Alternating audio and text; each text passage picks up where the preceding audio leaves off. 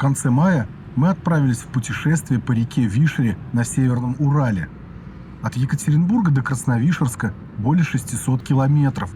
Выехали в ночь, чтобы утром сразу пересесть на заброску до 71-го квартала. Оттуда начинается самый большой и интересный маршрут на Вишере. Путь долгий, поэтому делаем остановки для отдыха. Благо, что на Урале множество красивых и интересных мест. Ближе к утру поняли, что немного опаздываем, поэтому вздремнуть не получилось. Решили, что поспим во время заброски.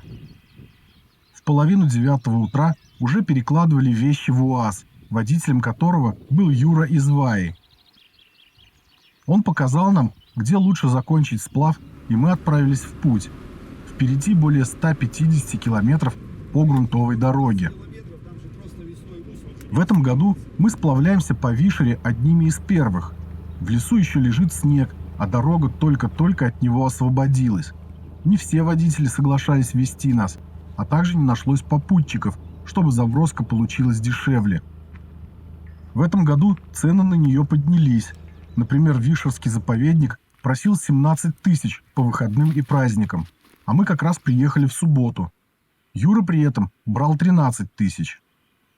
На Северном Урале в это время еще ранняя весна. Снег в горах активно тает, поэтому на Вишере и ее притоках паводок.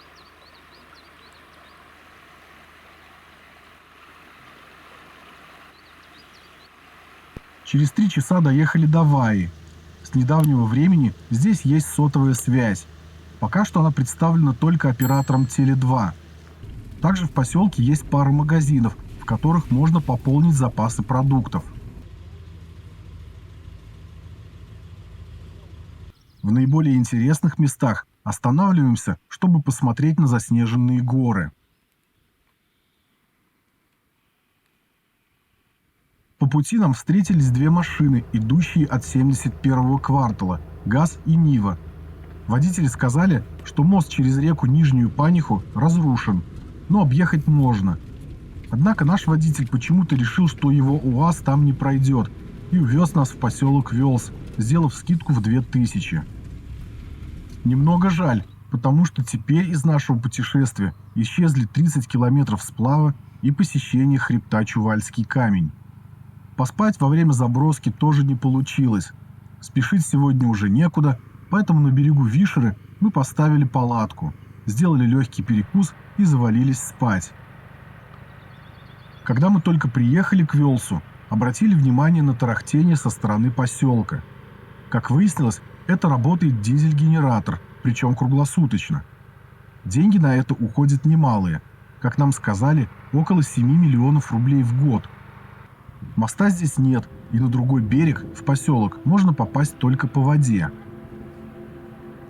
На том берегу раскиданы Велсовские скалы. Где-то под ними спрятана Велсовская пещера. Хотелось бы посмотреть и ее, но течение в реке быстрое. Боимся, что не хватит сил перегрести.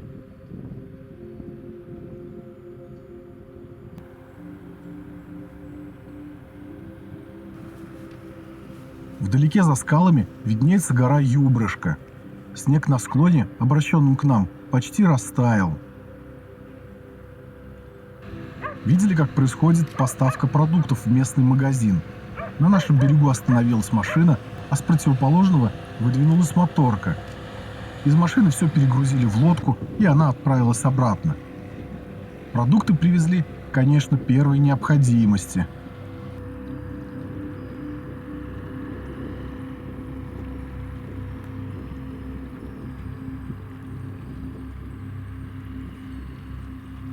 Немного погуляв по берегу, приготовили ужин, поели и снова легли спать.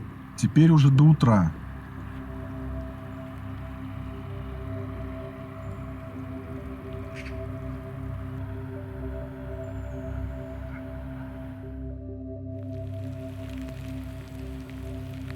Ночью и утром шел дождь. Несмотря на то, что погода оставляет желать лучшего, мы решили все-таки отправляться дальше в путь, поскольку все равно всю неделю прогноз погоды неутешительный. Поэтому сидеть на одном месте и выжидать какого-то чуда не имеет смысла.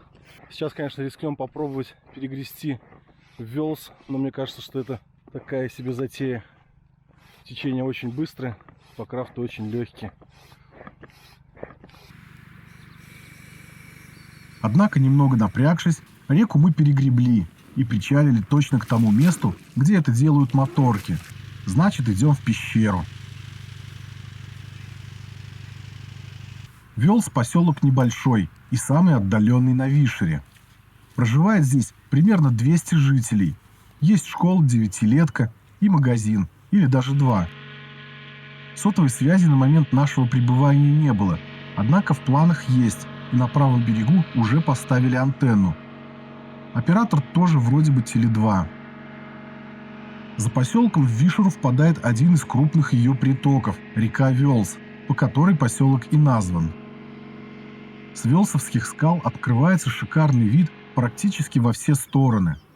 Уже заметно, что Северный Урал просыпается после долгой зимней спячки. Возле входа в пещеру установлены информационные стенды и беседка. Сам вход крупный, расположился он в карстовой воронке.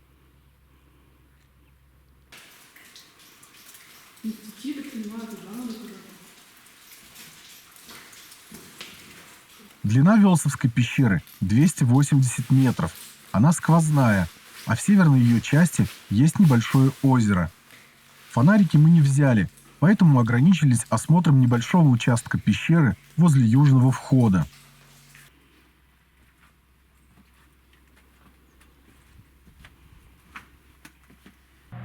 Со скал немного понаблюдали за аэроглиссером, который стоял на Велсе. Возле него суетились люди, потом все запрыгнули в лодку и уплыли вверх по течению. Пора выдвигаться и нам.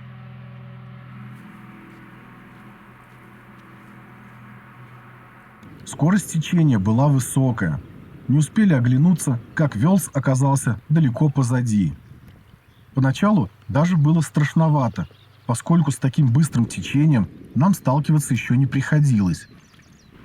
Из-за паводка большинство удобных выходов на берег затоплено, и выйти получалось далеко не всегда и не везде. Поэтому многие достопримечательности, к сожалению, остались без нашего внимания.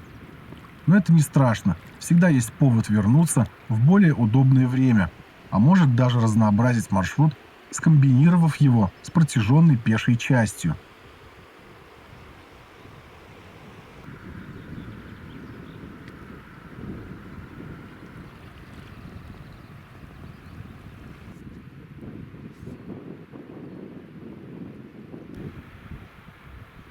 Погоду на всю неделю обещали плохую, сплошняком дожди.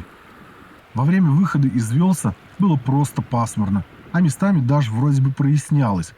Но вскоре небо начали затягивать тяжелые тучи, по реке поползли белые стены дождей, а окружающие горы становилось видно все реже и реже.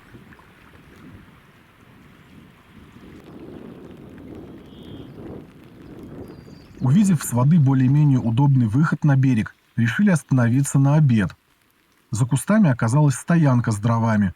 Все сырое, но для чая костерок развели. Наскоро пообедав, плывем дальше. В пасмурную и дождливую погоду освещение для съемок очень плохое, да и пейзажи не радуют яркими красками.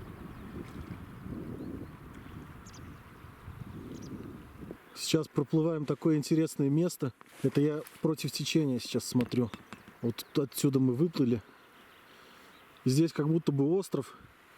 И туда дальше одна из проток проходит. На самом деле это старое русло. Оно тупиковое, если по нему подниматься вверх.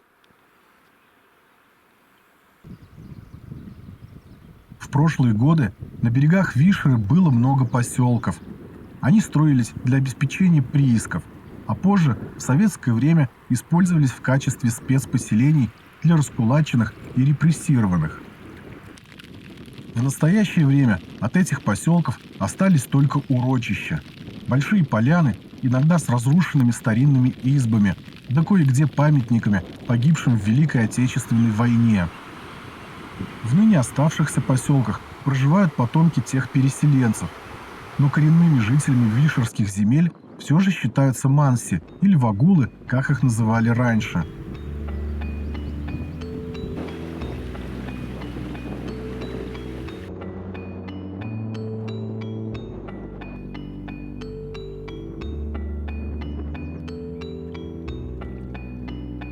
Постепенно стало холодать. Немного промокшие, мы начинали мерзнуть при встречном ветре, а в 4 часа дня и вовсе зарядил ливень, так что мы решили на сегодня плавание заканчивать. Чуть ниже Дунькиного камня на правом берегу удачно встретилась стоянка. Сразу поставили палатку, натянули тент над кострищем.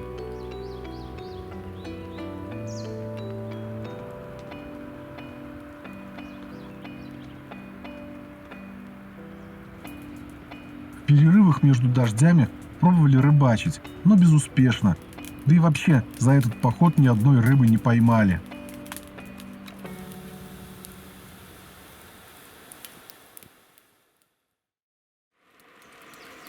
Сегодня, на второй день нашего путешествия, уже можно сказать на третий, решили устроить себе дневку, поскольку погода очень плохая, постоянно идет дождь. Если вчера он шел какими-то такими урывками, то сегодня он практически идет не переставая. У нас 2 свободных дня как минимум есть, так что можем себе позволить. Как Вика сказала, вокруг горы, а мы плывем и ничего не видим. Так что сегодня отдохнем, а завтра, послезавтра, возможно, погода уже начнет налаживаться. Из-за того, что мы не доехали до 71-го квартала и, соответственно, не сходили на Чувальский камень, у нас освободилось пару дней. И мы решили в сильный дождь не плыть, надеясь на улучшение погоды. Снова отсыпались в палатке и читали книги. Готовили на костре под тентом, и дым от него долго висел над рекой. Только ближе к вечеру дождь начал постепенно прекращаться. Уже вечер, собираемся ужинать. Я пошел в лес поискать дров. С дровами тут небольшая проблема, поскольку весь валежник мокрый. Снег только растаял буквально за пару дней до нас, вот как нам рассказал водитель. Соответственно, весь лес мокрый внизу. Все ветки, мы готовим на ветках, на еловых, которые сухие снизу. Здесь они все ободраны уже. Сейчас хочу пройти немножко подальше, поискать. Рядом с рекой березняк растет. Сейчас, кстати, на реке туман поднялся. Точнее, опустился. К вечеру похолодало. Собственно, елка. И все нижние сухие ветки уже ободраны, обломаны. И здесь практически у всех так. И тут я буквально 100 метров отошел от палатки. Сейчас попробую пройти еще подальше. Может быть, что-то подвернется. Обычно даже в дождь можно найти немного сухих веток, но из-за недавно сошедшего снега сухих веток было мало. Далеко ходить одному тоже боязно. Медведи недавно проснулись и ищут, чем утолить свой голод. Едой медведя становиться не хочется. За все время, пока мы здесь, уровень воды поднялся. Если вчера мы с трудом могли выйти вот здесь где-то небольшая ямка в воде, то сейчас она полностью затоплена, и вода уже подкралась к колышку.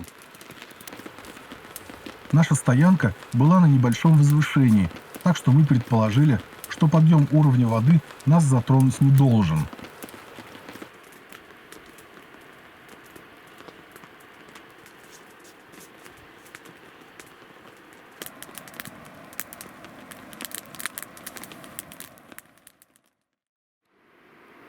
Утром нас ждал сюрприз. Вопреки прогнозам погоды, на небе была небольшая облачность и светило солнце. Видимо, из-за повышения температуры и более активного таяния снега в горах, прямо на наших глазах продолжила подниматься вода, затопив за несколько минут вчерашнее кострище. Для приготовления завтрака пришлось воспользоваться соседним. Воздух уже намного прозрачнее, ветра почти что нет, и дымок вновь зависает над водой. К половине 10 заметно потеплело, и мы поспешили встать на воду. С этого дня на Вишеру начало приходить лето, и погода, к нашему счастью, больше не портилась.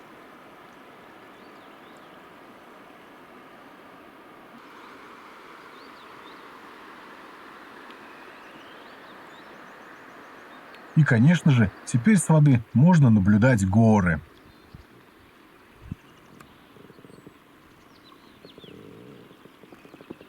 Высокая весенняя вода затопила многие острова, и иногда только ивовые заросли, через которые с шумом бежала вода, говорят о том, что они не просто так стоят посреди реки. Проплывая один из таких островов, увидели добротную и весьма опрятную избушку на правом берегу. Вчера не доплыли до нее всего 4 километра, но, пожалуй, выход на берег там был бы неудобен для покрафтов. Не останавливаясь, проплыли дальше.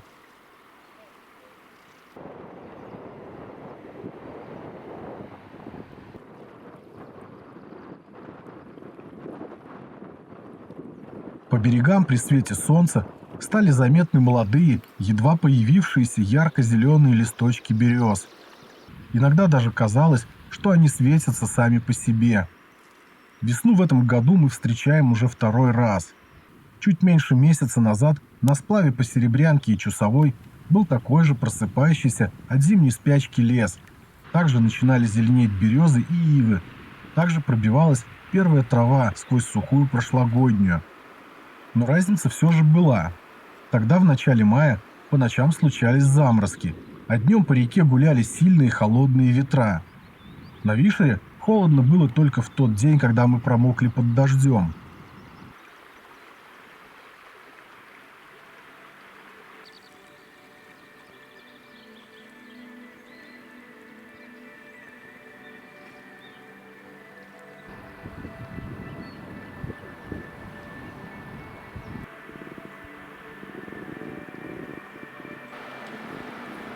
Многие скалы на этой реке сильно разрушены и поросли лесом.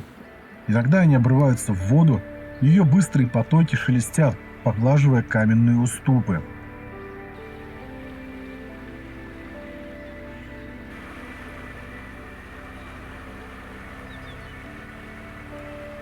Сейчас вода грязная, но как только спадет паводок, она станет чистой и прозрачной, как и в большинстве уральских рек.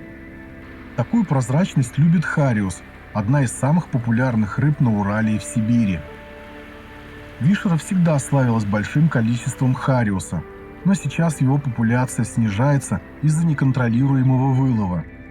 Поймать относительно крупных особей становится все сложнее. Раньше встречался и ныне краснокнижный таймень, причем ловились довольно крупные экземпляры, более 40 килограмм. А еще говорят, в позапрошлом веке сюда из Каспийского моря заплывала и однажды даже была поймана белуга. Ее вес составил более 600 килограмм. Построенные позднее водохранилища на Каме и Волге преградили белугам путь на север.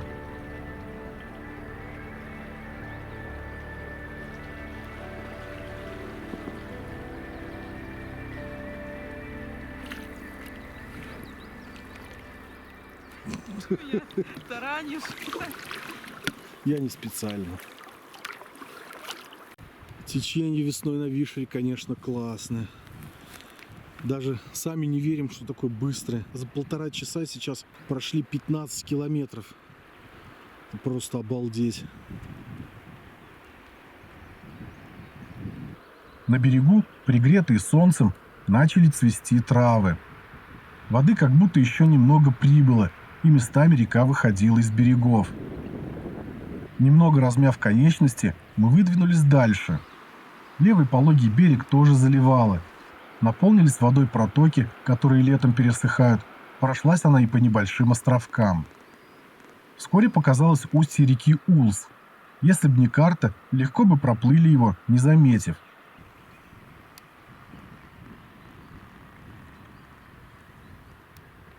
После устья решили прижаться к правому берегу. Здесь раскинулась огромная ярко-зеленая поляна. Это одно из урочищ, на месте которого раньше стояло село Усть-Улс. До конца XVIII века здесь было мансийское поселение. Затем манси крестили, и постепенно к ним стали переселяться русские. Долго, до самого конца XIX века, выше Усть-Улса постоянных поселений не было.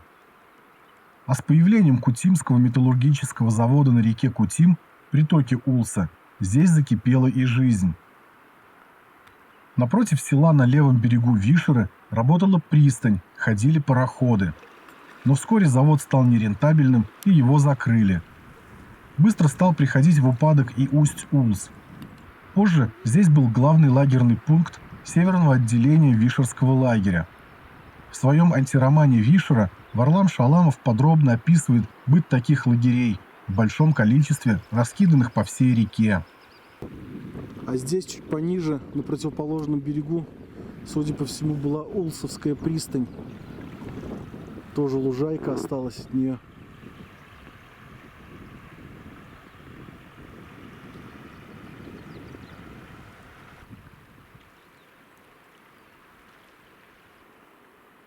Совсем скоро в русле реки показалось и несколько островов.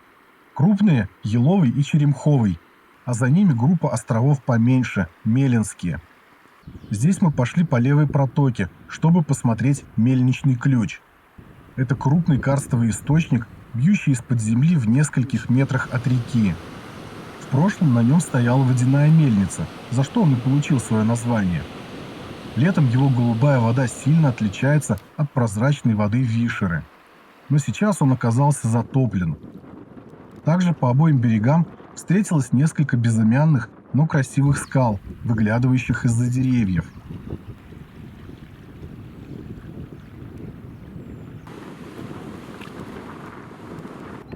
Сейчас проплываем остров Ветреный, который находится справа от нас. Здесь вот. А это камень Ветреный или Вайский. И тут, как ни странно, поднялся ветер из-за поворота. Все-таки названия не просто так даются. За поворотом ветер немного угомонился и позволил нам полюбоваться скалой. На протяжении нескольких сотен метров ее стены обрываются прямо в воду.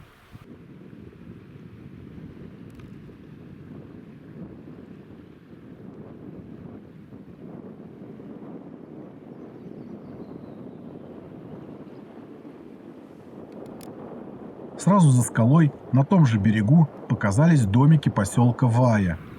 Как я уже говорил, сейчас здесь есть сотовая связь, поэтому мы решили сделать остановку, чтобы позвонить домой и пополнить запасы хлеба в магазине. По местным меркам Вая довольно крупный поселок. Более того, это административный центр Вайского сельского поселения. В поисках магазина пришлось немного побродить, пока не встретились местные жители, которые подсказали, где его искать.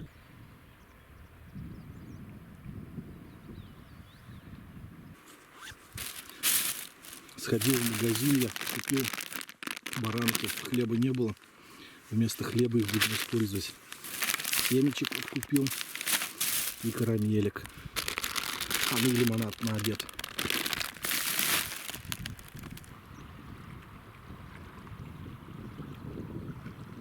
Поселок Вая растянулся по излучине реки более чем на 2 километра. Проживает здесь около 400 человек. Есть база отдыха, метеостанция, детский сад, школа, больница, дом культуры и почта. Также работает несколько продуктовых магазинов. А какой нам здесь встретился кот! Пожалуй, всем котам кот. Охотился на берегу на бабочек, а увидев нас, из любопытства даже немного проводил.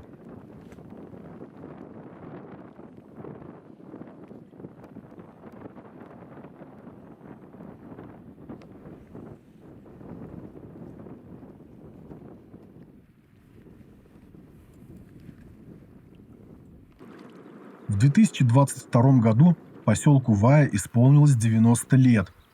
Он появился здесь в 1932 году в качестве поселка для репрессированных спецпоселенцев. Изначально качество жизни в Вае было очень плохим, многие пытались сбежать. Жители занимались в основном заготовкой леса. Это и сейчас, много лет спустя, одно из основных занятий среди местных жителей. За устьем реки Большая Вая на правом берегу под скалой можно увидеть штабеля бревен Вайского лесхоза. Еще во время заброски мы заметили, что леса в окрестностях Вишеры валят много, причем довольно варварскими методами, вырубая все подчистую. Этим очень недовольны и обеспокоены местные жители, но их мнение, как всегда, никого не волнует. Страдает природа, страдают люди и животные, но в погоне за длинным рублем, похоже, жадность затмевает все остальные чувства. Коррупция, безответственное отношение к природе и людям – это только малая часть деструктивного поведения общества в целом. Наверное, я слишком увлекся, но все же закрывать глаза на такие проблемы не стоит.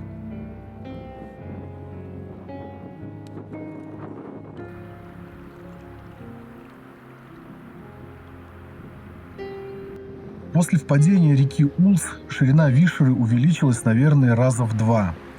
Теперь водная гладь простиралась не только вдаль, но и вширь, еще больше пугая нас своей мощью.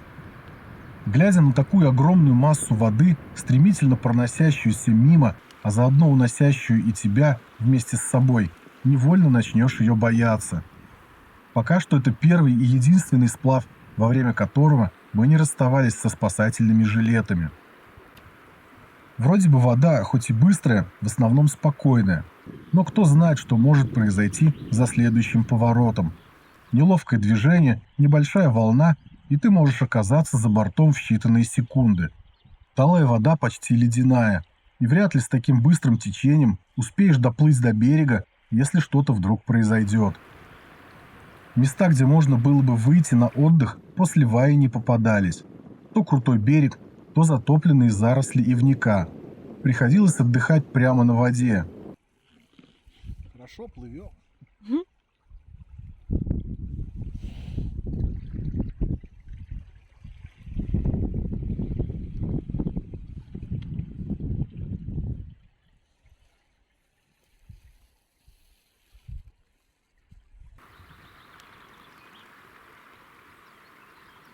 Пройдя около 40 километров, решили начинать подыскивать стоянку, тем более уже вечерело. Продолжали идти вдоль правого берега, потому что переплывать туда-сюда было бессмысленно, а вскоре показались и пеньки с кострищем. Выход был скользкий и достаточно неудобный, но немного покряхтев, все же выбрались.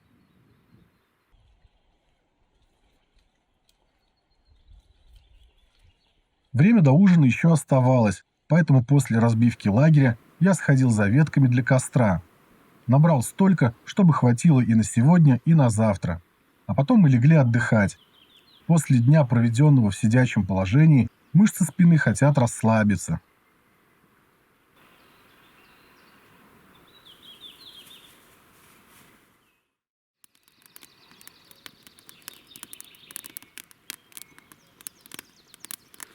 За ночь вода достаточно сильно упала. Вчера, когда сюда вышли на берег, я воткнул вот эту палку, чтобы посмотреть, как изменится уровень. И сейчас вода уже вот здесь вот, наверное, сантиметров 30-40 точно упала. Сегодня 1 июня. С утра уже по-летнему тепло. Постарались выйти пораньше. Выдвинулись в путь. Время около 10 часов утра. Сейчас примерно через 6 километров нас ждет, наверное, единственное серьезное препятствие на Вишере. Это перекат Боец. Ну, серьезное, наверное, только для покрафтов. И, наверное, только для нас. Потому что мы еще ни разу такие препятствия на покрафтах не проходили. Да, я думаю, все будет нормально. Изучая маршрут, я, видимо, немного не доглядел, потому что перед Бойцом есть еще один перекат. Напротив устья реки Верхняя Золотиха. В качестве тренировки перед Бойцом какой-то небольшой перекат. Но волна такая приличная для нас-то.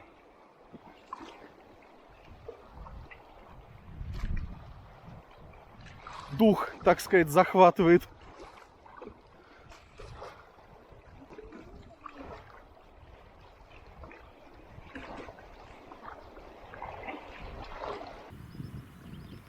Через пару километров показался и камень Боец, и волны бойцовского переката.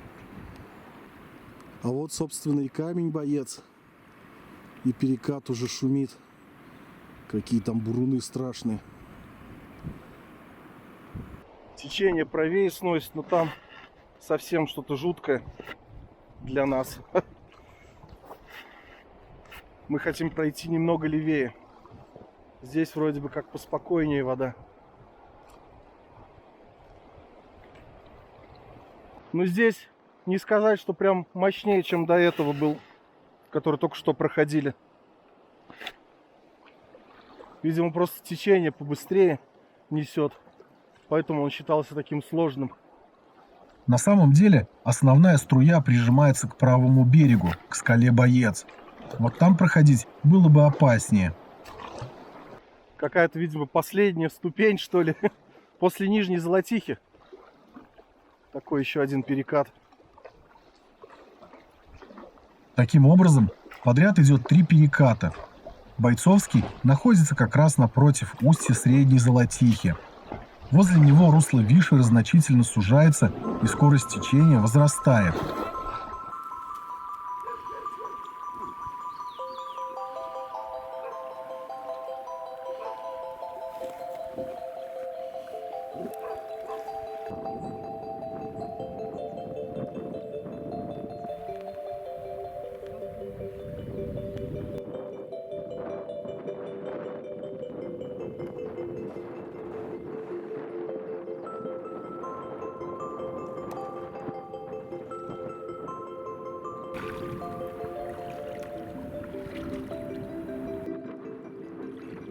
Через несколько километров на левом берегу встретилась небольшая, скромная база отдыха.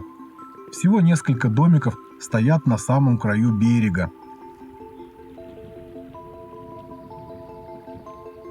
Сразу за базой начинается крупный остров Маховой.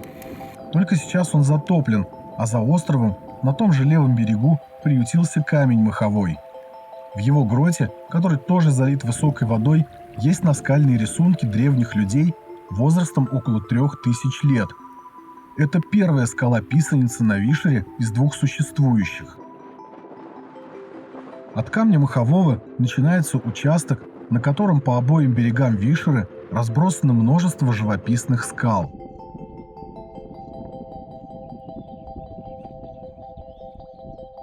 Время и суровые северные условия не щадили их, поэтому они сильно разрушены, поросли мхами и лесом. Но это только придает им загадочности и красоты. Тут и там скалы выглядывают из таежных зарослей, и словно каменные великаны склоняются над водой, чтобы испить ее. Когда проплываешь мимо таких скал, всегда хочется подойти к ним поближе и рассмотреть их внимательнее. Они будто излучают атмосферу древности.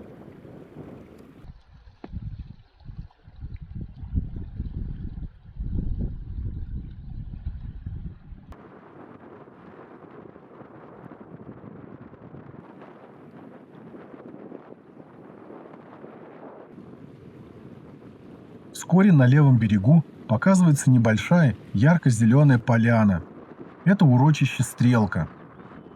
В 1898 году в этом месте собирались построить чугуноплавильный завод. Точнее, даже начинали строить, но через несколько лет из-за экономического кризиса строительство остановилось, причем навсегда. Сразу за урочищем в Вишеру впадает один из крупных ее притоков – река Акчим. Эту реку знают многие уральские туристы-водники.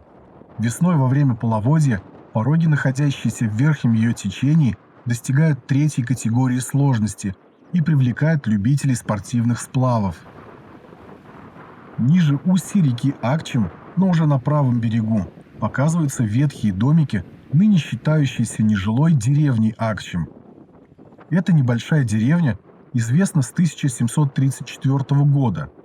Благодаря отдаленности она долго сохраняла самобытность и даже прославилась своим говором, относящимся к северному наречию русского языка. В Перми даже был издан 6-томный словарь говора деревни Акчим. Рекомендую отдельно посмотреть сюжет об этом и почитать историю деревни. Ссылки с материалами я прикреплю в описании к этому видео.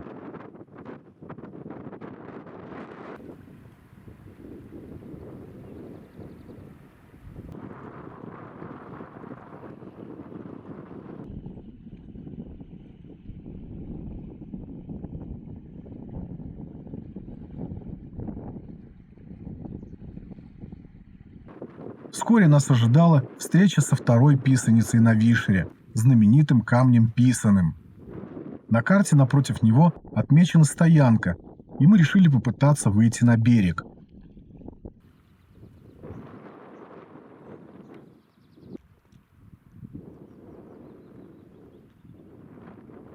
На обед мы решили остановиться возле камня Писаного.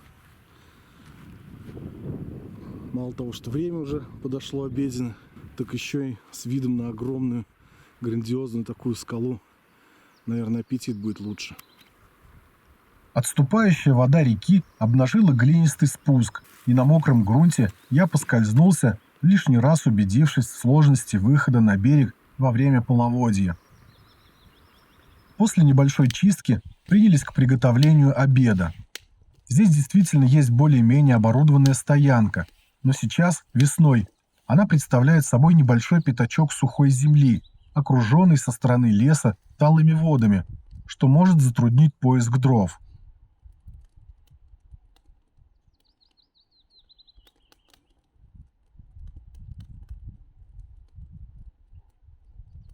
При помощи камеры пытались найти наскальные рисунки, нанесенные древними людьми, предками современных манси.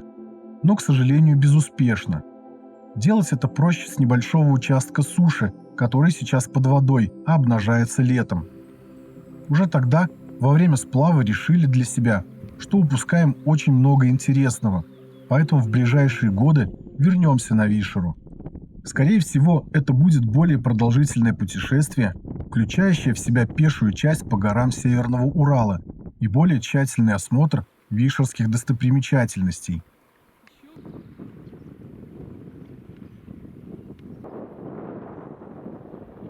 Камень Писаный растянулся на 2 километра, поэтому еще долго он сопровождал нас, а мы оглядывались назад, чтобы оценить его масштабы.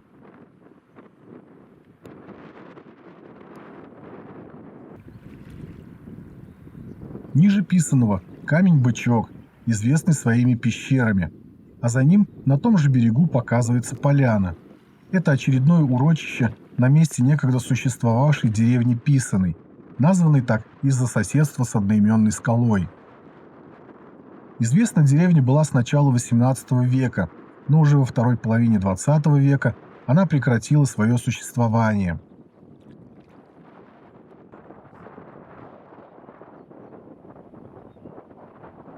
Когда мы проплывали мимо урочища, поднялся сильный ветер. Такие маленькие и легкие суденышки, как покрафты, крутить и мотать в разные стороны ему не составляет никакого труда. Но мощное течение реки с легкостью толкает наши лодки вперед.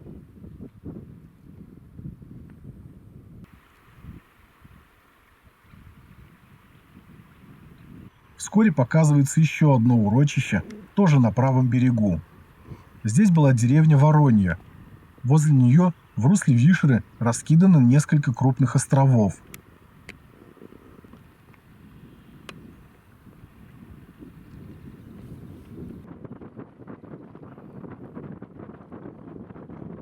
После Вороньей река делает пару изгибов, а затем на левом берегу показывается освещенная солнцем яркая поляна, в лесу над которой видно кладбище. Это урочище Сыпучи. От него же начинается отвесная стена камня Сыпучего. Темные породы, из которых он сложен, сейчас находятся в тени и выглядят довольно мрачно. Они сильно разрушены и изредка осыпаются, но проплывая возле самой высокой части скалы, можно увидеть, как причудливо изогнуты и закручены каменные слои.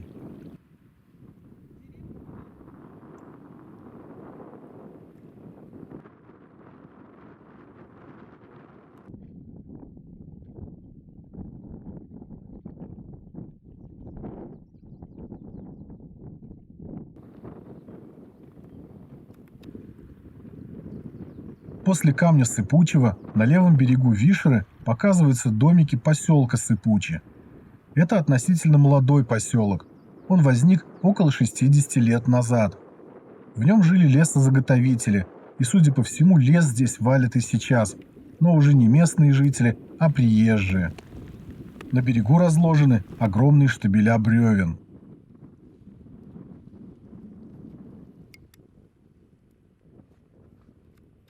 Тут есть и магазин, по крайней мере, так гласит вывеска на одном из домов.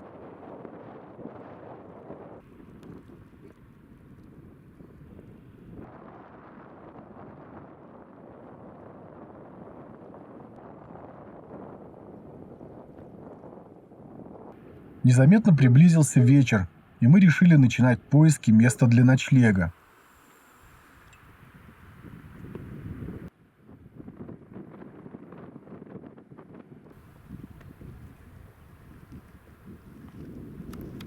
Ниже камня Гремячего в русле реки расположены два крупных острова – Шалёгинский и Еременский. Мы обошли их по правой протоке, чтобы причалить в урочище Потаскуево и попытать счастье в поиске стоянки там.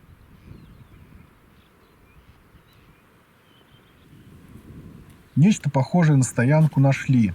Есть кострище, место для палатки, но земля оказалась довольно сырой. Немного чавкало, когда на нее наступали. Да и вокруг много мусора, оставшегося от валки леса. Вечером или ночью непрошенных гостей видеть не хочется, поэтому пошли дальше. Примерно за километр до камня Столбы на правом берегу повстречали небольшую поляну с удобным подходом к воде. Тень от высокого берега уже накрыла ее, хотя кругом светило солнце.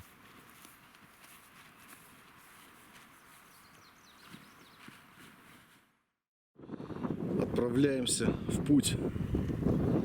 Вчера прошли примерно 48 километров. Сегодня хотим пройти около того же. Скалы Столбы есть как минимум еще на двух уральских реках – Чусовой и Усве. Те и другие отличаются особенной красотой, поэтому нам было интересно, чего стоит ожидать от столбов на Вишере. Вскоре мы убедились, что по красоте они не уступают ни тем, ни другим. Здесь тоже возвышаются отдельные останцы, часто называемые чертовыми пальцами. Благодаря им скала выглядит очень древней и в то же время очень величественной.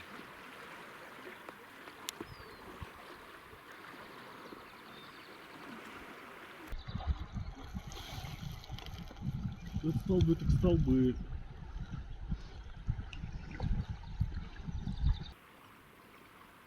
В паре километров ниже по течению на левом берегу сверкнула табличка. Это мы приближаемся к следующей интересной скале, но к ней опять не подобраться. Все выходы, как и везде, залиты водой.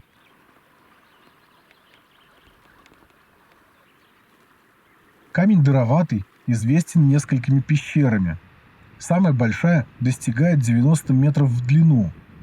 Один из входов одной из пещер расположен прямо у воды, и скала как бы медленно подмигивает узким черным глазом нам на прощание.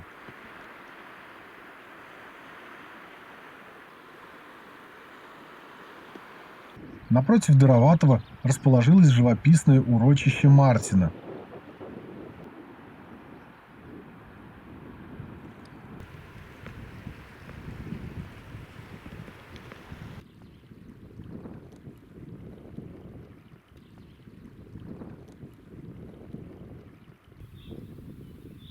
Ниже Мартина правый берег как будто пострадал не то от пожара, не то от урагана.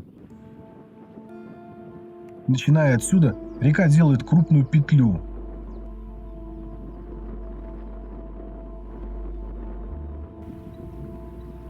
Ударяясь в огромную скалу, она поворачивает направо, а в вершине петли на правом берегу раскинулось другое урочище, на месте ранее существовавшей деревни Велгур, или Велгур, как гласит старая табличка на найденном мною фото.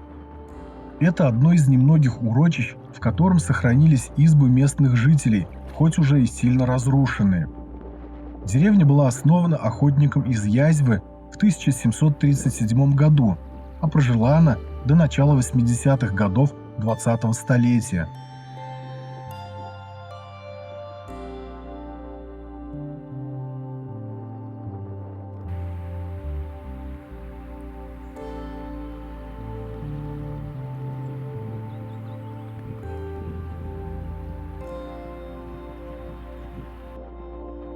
Напротив урочища на левом берегу возвышается довольно крупный камень-притон.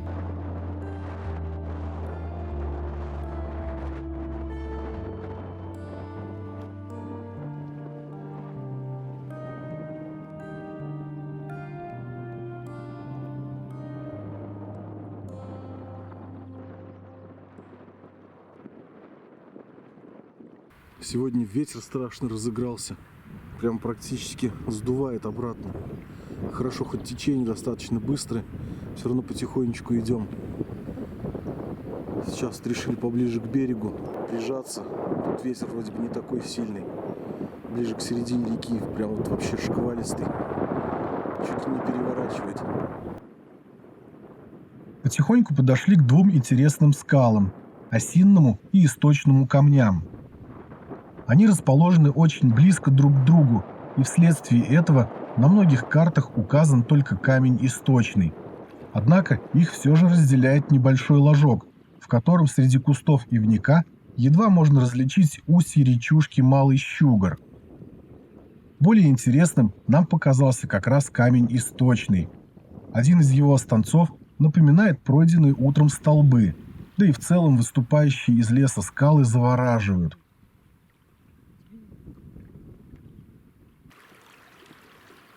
От скалы на правом берегу уже видна поляна с домиками.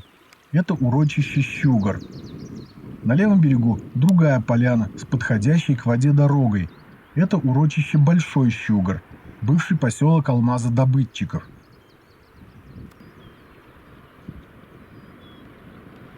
Здесь мы выходили на небольшой отдых, видели УАЗик, старые лодки. Видимо, приближаемся к более населенным местам.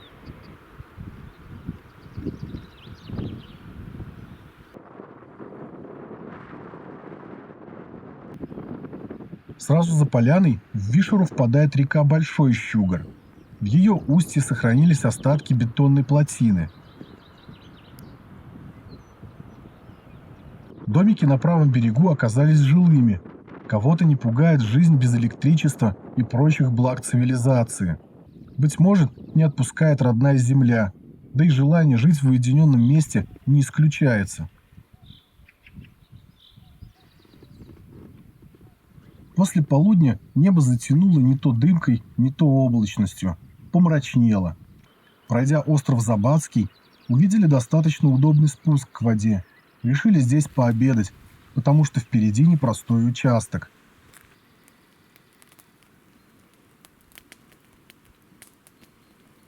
После обеда у нас долгий прямой участок идет. Периодически ветра гуляют здесь, но сейчас вот вроде бы затихло. Течение есть, но уже послабее. От острова Забадского и практически до поселка Вишерогорск раскинулся долгий плес. Достаточно прямой участок со слабым течением, длиной около 10 километров. Примерно посередине него раньше даже стояла одноименная деревня Долгое Плесо. Сейчас это очень красивое и живописное место.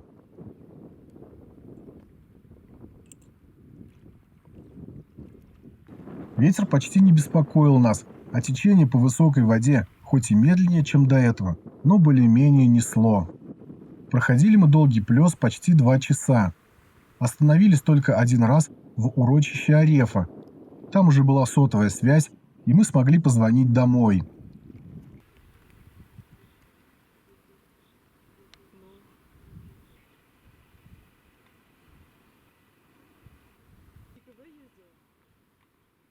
Отплывая от Арефы, оглянулись назад и увидели дым над лесом. Похоже, и здесь пожары начались. Дымит лес прям сильно. Чуть позже в сторону пожара прилетел небольшой самолет. Вскоре на правом берегу показывается поселок Вишерогорск.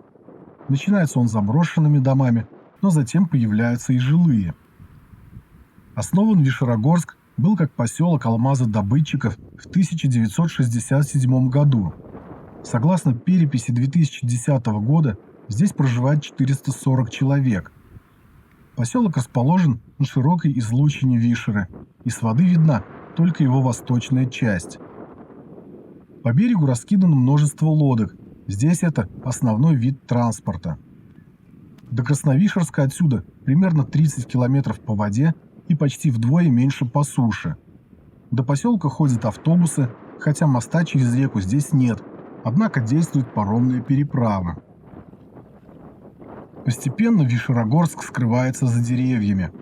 Река ударяется о камень Сторожевой, который, судя по всему, не так давно пострадал от урагана, а может даже от пожара. За поворотом уже виден и сам паром, с трудом борющийся с сильным течением Вишеры.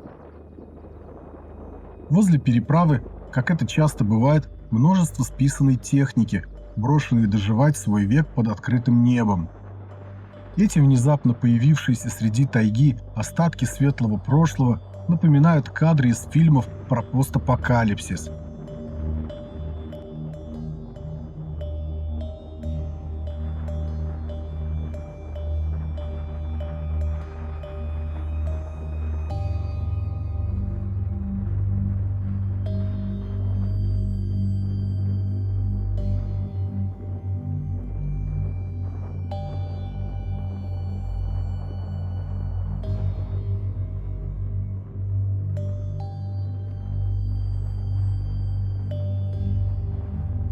В районе камня Зеленая Береза, оглянувшись назад, снова увидели дым пожара на фоне горы Помененный Камень.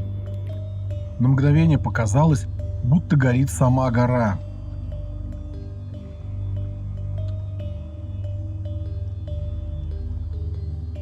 Совсем скоро река уперлась в стену камня Говорливого, а незадолго до него на правом берегу стоит деревушка Заговоруха.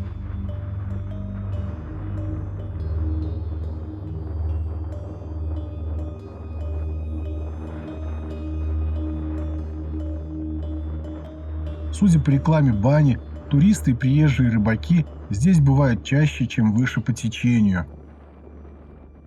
Поскольку время подходило к 6 вечера, решили попробовать вскарабкаться на стоянку возле камня Говорливого и заночевать напротив него.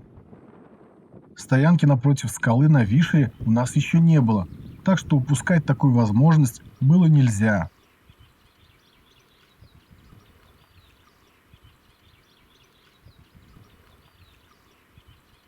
Вечером камень находится в тени и выглядит очень впечатляюще. Гигантские плиты уложены ровной стопкой одна на другую, образуя почти ровную стену, вертикально обрывающуюся в воду. С правой стороны скала подходит к устью реки Говорухи. Все названия здесь говорящие, как и сам камень. Нам остается только проверить это. Сегодня на стоянку мы решили остановиться напротив камня Говорливого.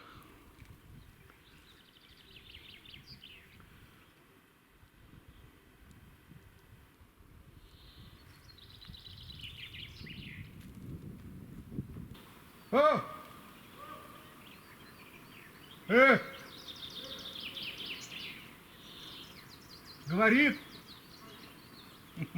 Работает. Вечером перед ужином свободное время мы решили посвятить метанию топора. Через несколько минут даже стало немного получаться.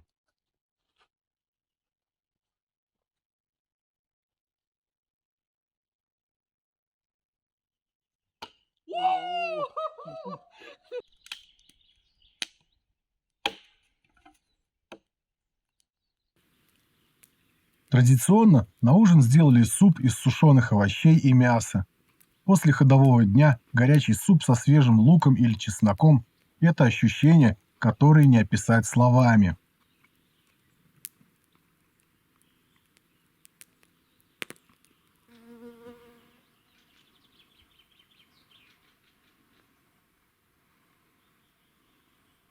Ну а ближе к ночи далекий невидимый закат окрасил облака за скалой в нежный розовый цвет.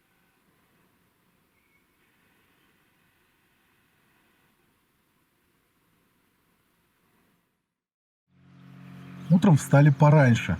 Сегодняшний день будет насыщенным и долгим. Надо поторапливаться.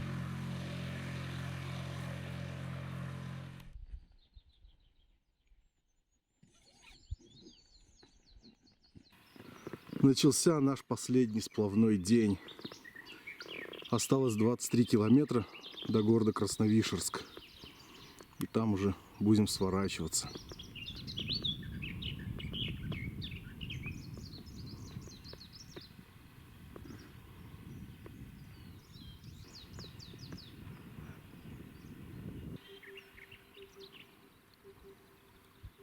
Слоеный пирог. И здесь такой же. Выступы камня Говорливого еще долго сопровождают нас. В самом конце скала плавно понижается до нескольких метров, а на этом низком постаменте некогда располагалось село Говорливое. Сейчас здесь осталась только старинная церковь, которая без малого 200 лет. Через пару километров ниже урочища Говорливого в русле Вишеры появляются небольшие островки, цепочкой растянувшиеся на продолжительное расстояние. Это остатки режей, которые строились во время мылевого сплава леса. Пыльца.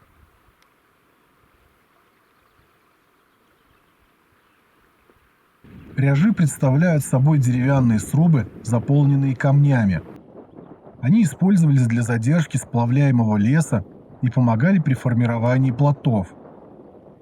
Вереница этих искусственных островков растянулась на километры, вплоть до Красновишерска. После деревни Романиха река делает поворот, и с воды открывается вид на легендарную гору Полюдов камень.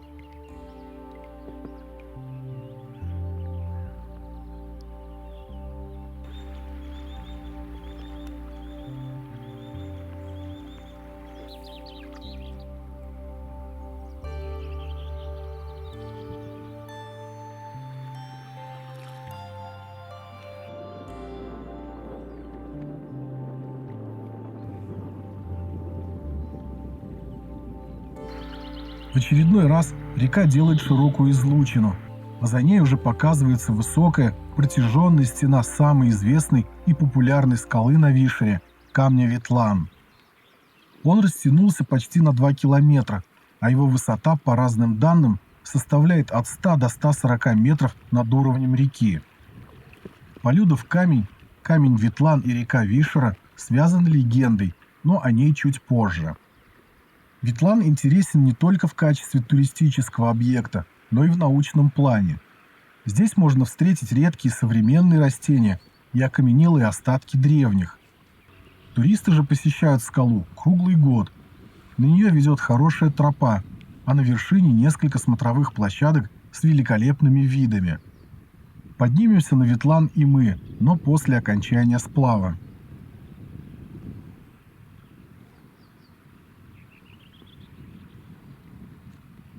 При взгляде с воды камень Ветлан тоже поражает своими размерами и монументальностью, а некоторые его выступы имеют внешнее сходство с носами гигантских кораблей.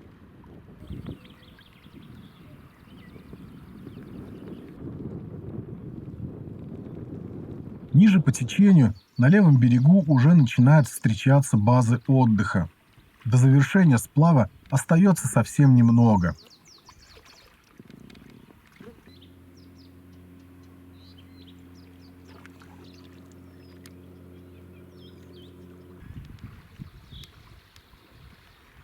Перед городом на том же левом берегу расположен поселок Набережный, в котором находится администрация и музей Вишерского заповедника. Здесь нам встретился экскурсионный речной трамвай, а за ним показались и крыши домов в Красновишерске. Водного транспорта, как и в любом городе на большой воде, здесь очень много. По рекомендации Юры, закончили сплав в том месте, где к реке подходит улица Куйбышева. финиш. После того, как мы собрали все вещи и пообедали в местном кафе, отправились в музей Вишерского заповедника. Несмотря на небольшие размеры, экспозиции тут хорошие и позволяют в полной мере оценить разнообразие растительного и животного мира заповедника. Также тут представлены одежда и быт коренного населения Северного Урала, народности Манси. Лично для нас открытием стало, что одним из известных представителей этого народа является мэр Москвы Сергей Собянин. Уточнив в музее дорогу, ведущую на вершину Ветлана, отправились в путь. От базы отдыха «Родники» тропа уходит в лес. Пройти предстоит около 4 километров. Периодически тропа подходит к краю скалы в местах, где есть небольшие смотровые площадки.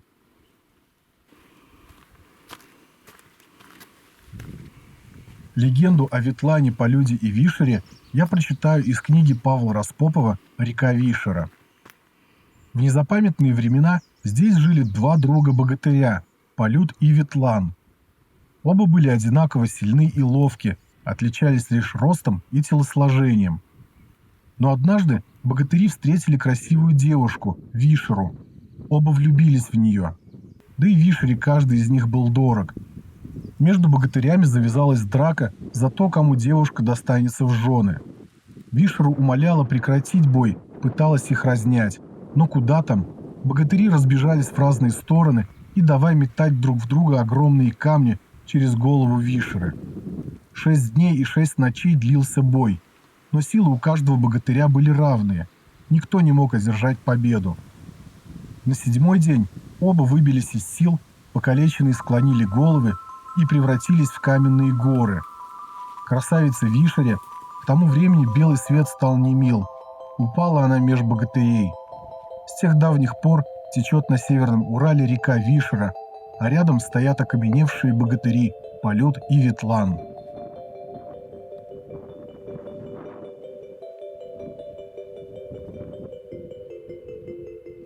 Итак, думаю, можно подвести кое-какие итоги. Все путешествие заняло у нас ровно неделю, хотя запланировано было 2. Мы торопились успеть на сплав по реке Щугар в республике Коми, поэтому попали на Вишеру в разгар таяния снега в горах и половодье. Эти факторы сократили наш маршрут. Мы не смогли доехать до 71-го квартала и сходить на хребет Чувальский камень, а быстрое течение способствовало более быстрому передвижению, чем ожидалось. Из плюсов это второй сплав по большой весенней воде, несмотря на разницу с первым в целый месяц. Из минусов это отсутствие возможности посетить многие достопримечательности, такие как некоторые урочища, пещеры и скалы. Но, как я уже говорил, это только подталкивает к тому, чтобы вернуться сюда еще раз в будущем.